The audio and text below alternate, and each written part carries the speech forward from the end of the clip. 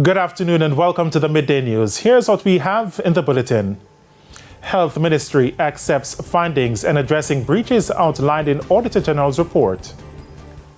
Onion farmers in St. Thomas overjoyed as crop has now been sold. And later in sports, leaders Arnett Garden secure a semi-final spot in Jamaica Premier League. Thank you for joining us. I'm Shane Masters and here are the details. The Health Ministry has accepted the findings of the Auditor General's Department report in how it went about its spending and its emergency procurement processes during the COVID-19 pandemic. Chairman of the Public Accounts Committee, PAC, Julian Robinson, made the announcement this morning through a letter he received from the Health Ministry. For example, the $129 million for infrastructural works. It is to be noted importantly that formal requests for quotes were issued to these contractors outlining the bills of quantities and the performance requirements. Further, the contractors' letters of quotations and the ministry's acceptance thereof forms a binding contract between the ministry and the contractor as prescribed in the GOJ's standard bidding documents. This would provide the ministry with some recourse for poor or non-performance of the works. In relation to the transfer of $174 million, which raises concerns about the effective use of COVID-19 funds.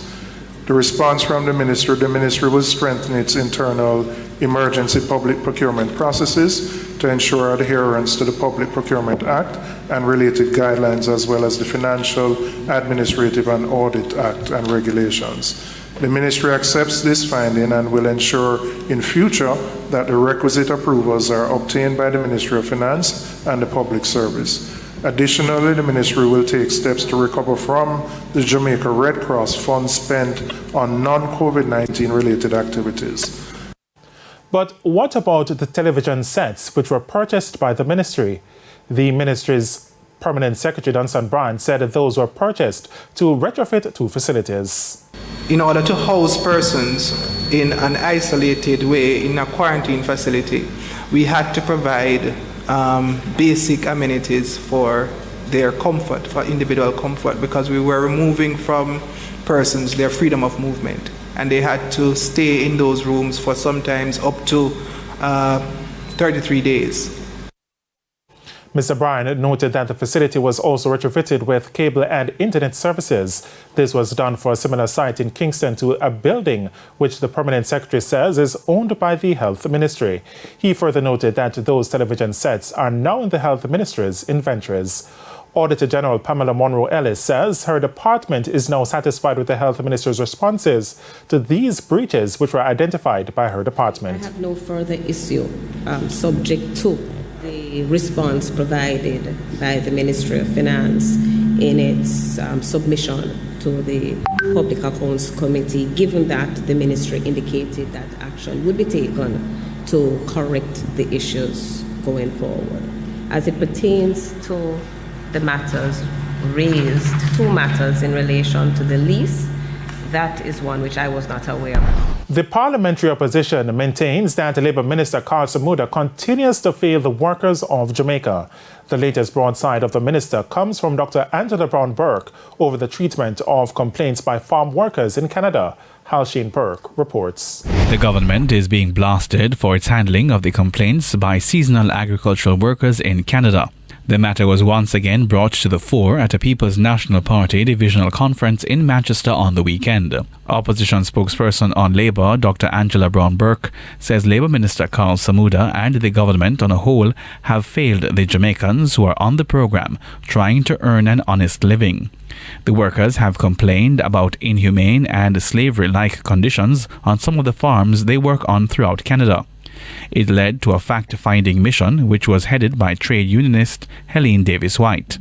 Following the mission, one of the key highlights in the report, which was tabled in Parliament, is that the liaison service for the farmers was found to be undesirable. That was the view of more than half of those interviewed by the team put together by the Labour Ministry. So if more than half of them say the service with the liaison officer need little improvements, yeah? You know it's a problem, there, don't it? You know it's a problem, there. They're not taking no rocket science to figure that out. If some of them say that the liaison officers need to visit more often. What that mean?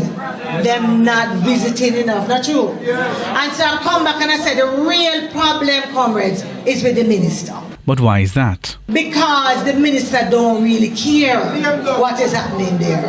Yeah? And that is part of the problem. So in Parliament, I said to the minister, that minister, I love you to bed, gone to bed, I love you as an individual, but you are failing the workers of Jamaica.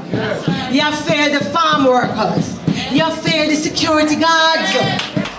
Dr. Brownberg further noted that Prime Minister Andrew Holness should also be held to account. If you have a minister in a government that failed the workers so many times, that no business with the workers, you can't just hold the minister, not true? It's bigger than minister. It's bigger than minister. Where is the Prime Minister? In the civil one. What we have is a government that is more interested in putting money in them pocket and them friend pocket. I will never forget that the little nutri money, instead of using it to provide nutritious meals for children, it went into some of them crony pockets. And that is all them know. Scamming at top, scamming at middle, scamming at bottom. Chopper, chopper, chopper, everywhere you go. Everywhere you go. Time come for a real government. Al Shane-Burke, TVJ News. Onion farmers in St. Thomas are this afternoon elated that majority of their crop has been sold. They say they are grateful for the assistance they have received to sell their crop. More on this report from Karen Simpson. Over the last 3 weeks, there was anger and fear among onion farmers in West St. Thomas because they were unable to find markets for hundreds of pounds of onions. TVJ News brought their plight to the fore as they called on authorities for help. That call was answered. Robert James is Member of Parliament for West St. Thomas. We are 90% or greater in our uptake, and we are very, very satisfied and confident that we will end on a good note. Mr. Robertson says this was possible because of a collaborative effort. Working with a group called POPA, which is an onion and potato organization, grower organization, we have reached a point now with the hard work of RADA, the Ministry of Agriculture, the private sector, that as Member of Parliament, I am confident that all was done. He noted that the spoilage level of the crop was not alarming and the percentage loss was low. The farmers reacted.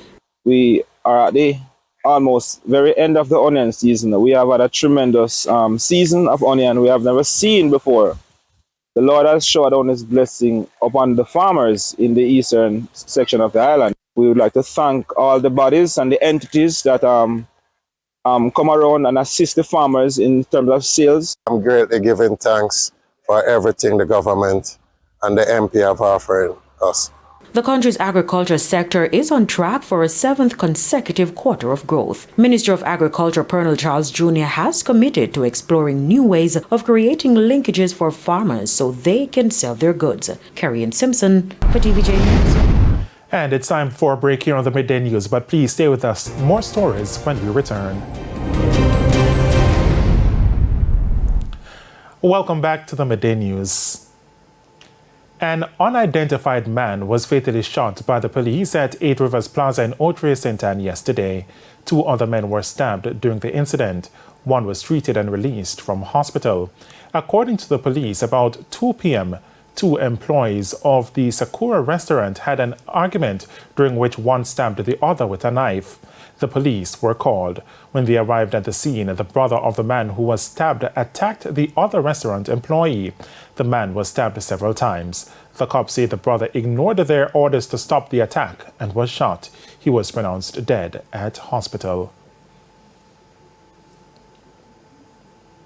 Meanwhile, head of the Area 2 Police Assistant Commissioner of Police, Calvin Allen, is reporting a 37% reduction in crimes in the division. The division consists of Portland, St. Mary, and St. Anne. ACP Allen says the team also observed less criminal activities in Portland and St. Mary when compared to St. Anne. He says they are seeing where St. Anne is now having a number of domestic-related issues.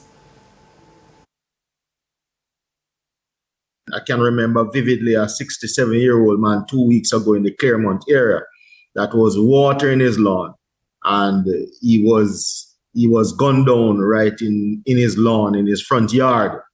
And when we delve deeper into that situation, we are hearing of several parcels of land that is involved in a disputed situation with other family members. So this is one of the challenges that we are having. But ACP Allen says the lawmen will continue their fight to rid the parishes, especially St. Anne, of any criminal elements. He's also calling on citizens to share information about crime-related activities in each parish. Working with the violence prevention team in terms of doing several intervention activities across the respective divisions. So we go into communities, we engage with communities, and basically seek to guide them as to how they can